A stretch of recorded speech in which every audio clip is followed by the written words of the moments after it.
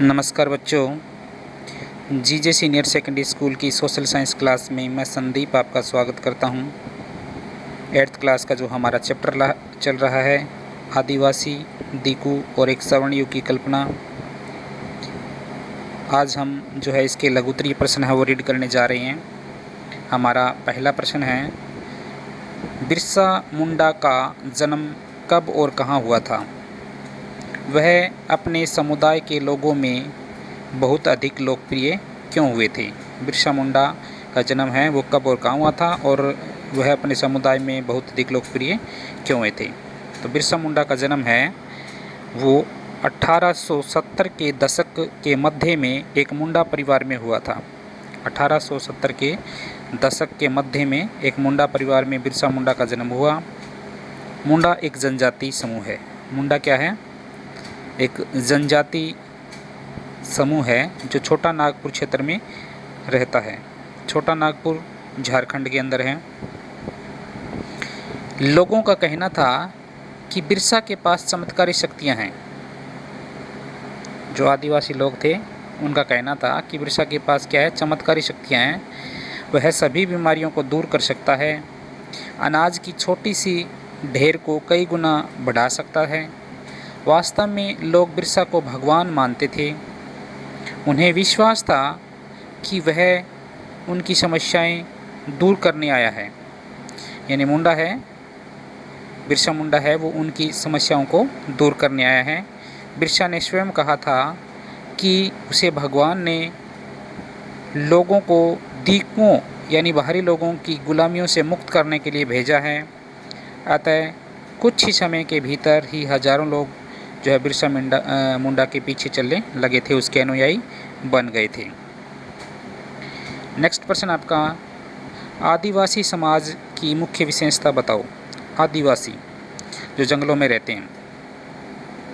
आदिवासी समाज अथवा जनजाति कबीले मुख्य रूप से पूर्वोत्तर तथा मध्य भारत के पहाड़ी प्रदेशों की जंगली पट्टियों में रहते थे। आदिवासी समाज तथा जनजाति कबीले हैं वो मुख्य रूप से पूर्वोत्तर तथा मध्य भारत के पहाड़ी प्रदेशों की जनजाति पट्टियों में रहते थे। उनकी मुख्य विशेषताएं निम्नलिखित थी। इनमें से अधिकतर कबीलों के रीति रिवाज और रस्में हैं वो ब्राह्मणों द्वारा निर्धारित की गई रीति रिवाजों और रस्मों से अलग थी।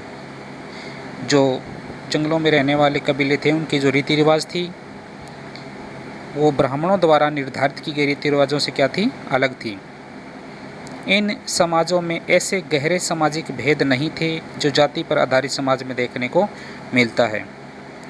हमारे जो जाति आधारित समाज है उसमें जो भेदभाव देखने को मिलता है वो इन कबीले के लोगों में ऐसा भेदभाव देखने को नहीं मिलता है। एक कबीले के सभी लोग कुटुंब के बंधनों में बंधे होते थे। कुटुंब के बंधनों में बंधे होते थे। एक कबीले के जितने भी लोग थे वे कुटुंब की भांति रहते थे। उनका यह अर्थ भी नहीं था कि आदिवासियों के बीच कोई आर्थिक और सामाजिक अंतर नहीं था। इसका मतलब ये नहीं था कि उनके बीच है वो कुटुंब में रहते थे, तो इसका मतलब ये नहीं है कि उनके पास आर्थिक और सामाजिक अंतर नहीं था। कुछ लोग अधिक शक्तिशाली थे उनको जो है कबीले में जो मुखिया बन गए। ऐसे लोग जो है अपनी ज़मीन पर स्वयं खेती नहीं करते थे और वे पट्टे पर जो है मज़दूरों को खेती करवाते थे। इन कबीलों का जीवन लगभग पूरी तरह जंगलों से जुड़ा हुआ था, क्योंकि जंगल में रहते थे तो उनका जीवन है वो जंगल से जुड़ा हुआ था। प्रश्न है हमारा, 19वीं सदी तक देश के विभिन्न भागों में आदिवासी यानी जनजाति समूह की मुख्य आर्थिक गतिविधियां कौन कौन सी थी? वो किस प्रकार के आर्थिक गतिविधियां करते थे? 19वीं शताब्दी तक देश के विभिन्न भागों में आदिवासी समूह की जो मुख्य आर्थिक गतिविधियां थी वो कौन कौन सी थी? 19वीं शताब्दी तक देश के विभिन्न भागों में आदिवासी समुदायों की मुख्य आर्थिक गतिविधियां निम्नलिखित थी। आर्थिक गतिविधियां वो इस प्रकार थी।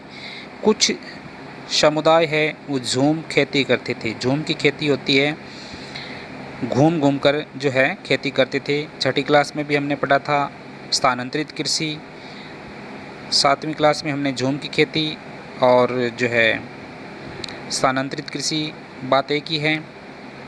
तो कुछ लोग है वो झूम की खेती करते थे, कुछ एक जगह टिक कर खेती करते थे, ये जो उनकी गतिविधियां हैं।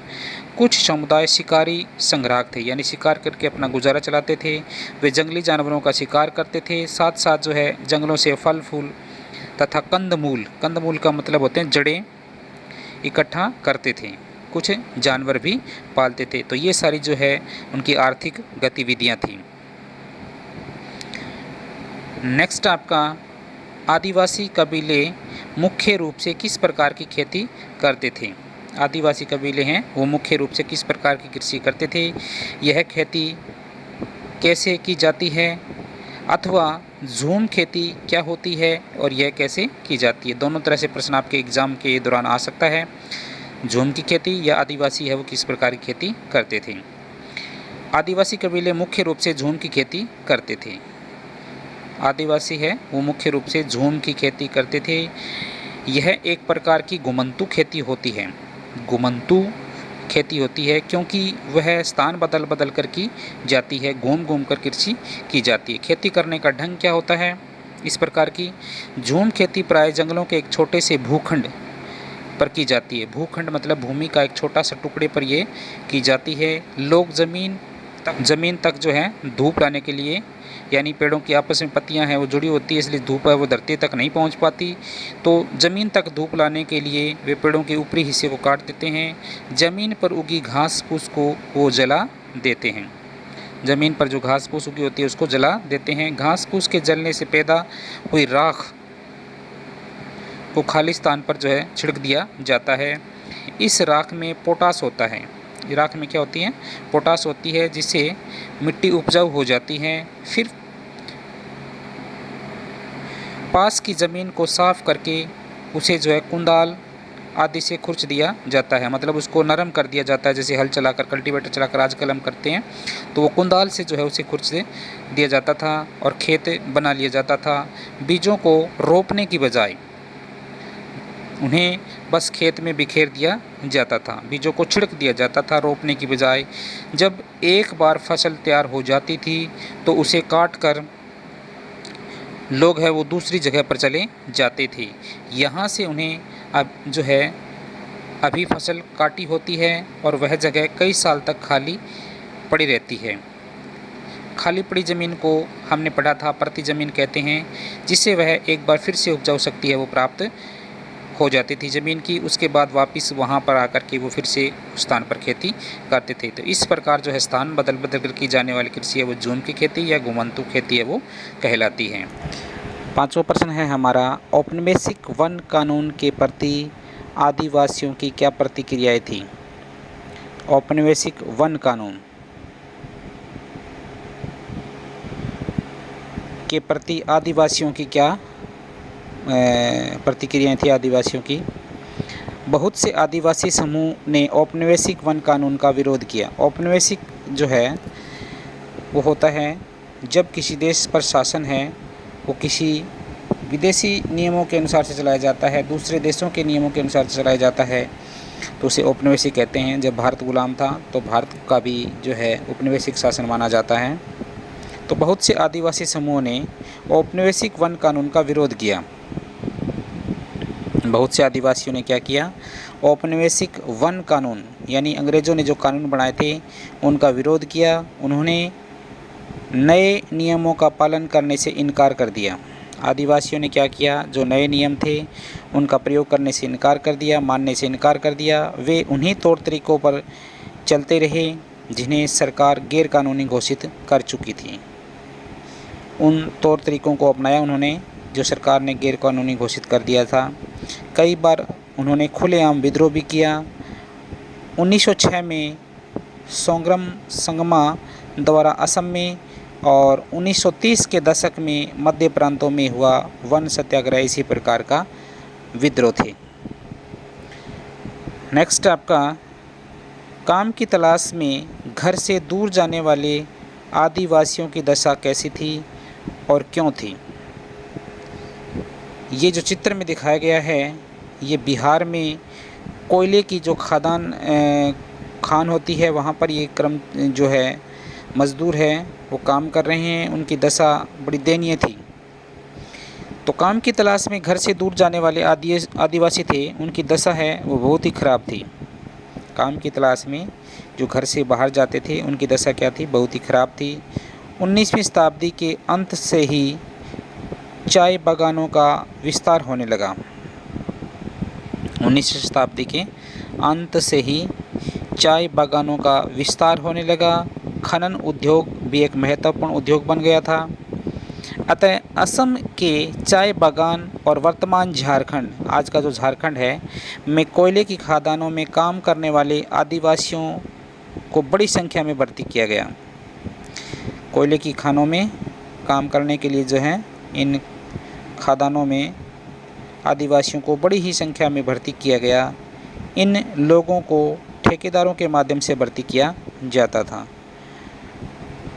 ये ठेकेदार न केवल उन्हें बहुत कम वेतन देते थे बल्कि उन्हें वापस घर भी नहीं लौटने देते थे। आदिवासी जो है जो कोयले की खानों में काम करते थे तो जो ठेकेदार है उनको बहुत ही कम वेतन देते थे और उन्हें घर वापस भी नहीं जाने देते थे। खदानों में काम करने वाले मज़दूरों को अंधेरी और दम घोटू खदानों में काम करना पड़ता था। दम घुटने से हर साल कई मज़दूर मारे भी जाते थे। 7वां प्रश्न है हमारा, 19वीं तथा 20वीं शताब्दी में 19वीं और 20वीं शताब्दी के दौरान देश के विभिन्न भागों में जनजातीय समूह के विद्रोह के क्या कारण थे। यानी 19वीं और 20वीं शताब्दी के दौरान जो है बहुत से भागों में जनजातीय समूह ने विद्रोह किया था, तो उस विद्रोह के क्या कारण थे और इन विद्रोह के कुछ उदाहरण भी दीजिए। 19वीं और 20वीं सदी के दौरान देश के विभिन्न भागों में जनजातीय विद्रोह के निम्नलिखित कारण थे। 19वीं और 20वीं शताब्दी के दौरान जो विद्रोह हुए थे उस विद्रोह के जो है निम्नलिखित कारण बताए हैं। बदलते कानूनों द्वारा उनके व्यवहार पर लगी पाबंदी, यानी जो है अंग्रेज़ों ने नए वन कानून बना दिए थे और नए वन कानून के अनुसार जो है जो आदिवासी थे उन पर जो है पाबंदी लगा दी गई थी, उनके व्यवहार पर पाबंदी लगा दी गई थी, जिसके कारण वो सहन नहीं कर पाए और विद्रोह पर उतर आए थे। उनके ऊपर नए कर लगा दिए गए थे और व्यापारी और महाजनों द्वारा उनका शोषण किया करते थे। इसके कारण जो है आदिवासी समूह है वो विद्रोह पर उतर आए थे। ये विद्रोह कहाँ कहाँ हुआ, उदाहरण है इसका 1831-32 में कोल आदिवासियों ने किया था। 1855 में संथाल ने विद्रोह किया था, यानी 1831 और 32 में कोल आदिवासियों ने और 1855 में वो संथालों ने विद्रोह किया था। मध्य भारत में 1910 में विद्रोह हुआ था और 1940 में महाराष्ट्र में वर्ली विद्रोह हुआ था। बिरसा मुंडा आंदोलन का नेतृत्व कर रहे थे और वह भी जो है इस तरह का विद्रोह माना जाता है। तो उन्होंने भी जो है नए वन कानून के तहत विद्रोह किया था। ये विद्रोह के उदाहरण थे और विद्रोह के कारण है वो नए वन कानून रहे हैं। नेक्स्ट आपका 8वां प्रश्न, बिरसा मुंडा का आंदोलन किन दो अर्थों में महत्वपूर्ण था। बिरसा मुंडा का जो आंदोलन था वो किन दो अर्थों में महत्वपूर्ण था। बिरसा मुंडा ने जो आंदोलन किया था वो निम्न अर्थों में महत्वपूर्ण था। इससे औपनिवेशिक सरकार को ऐसे कानून लागू करने के लिए विवश कर दिया जिनके द्वारा दिक्कू लोग आदिवासियों की ज़मीन पर आसानी से अधिकार न कर सके। औपनिवेशिक सरकार को ऐसे कानून बनाने पड़े, ऐसे कानून है वो लागू करने पड़े और आदिवासियों ने उनको विवश कर दिया था जिसके द्वारा आदिवासी जो है कि ज़मीन पर वो आसानी से अधिकार नहीं कर सकते थे। दूसरा जो है, इस आंदोलन ने एक बार फिर दिखा दिया कि आदिवासी अन्याय का विरोध करने और औपनिवेशिक शासन के विरुद्ध अपने क्रोध को अभिव्यक्त करने में सक्षम है उन्हें अपना संघर्ष अपने विशेष रीति रिवाज और प्रतीकों द्वारा किया है। तो ये जो है, इन्हीं कारणों से बिरसा मुंडा का आंदोलन है काफ़ी महत्वपूर्ण माना जाता है।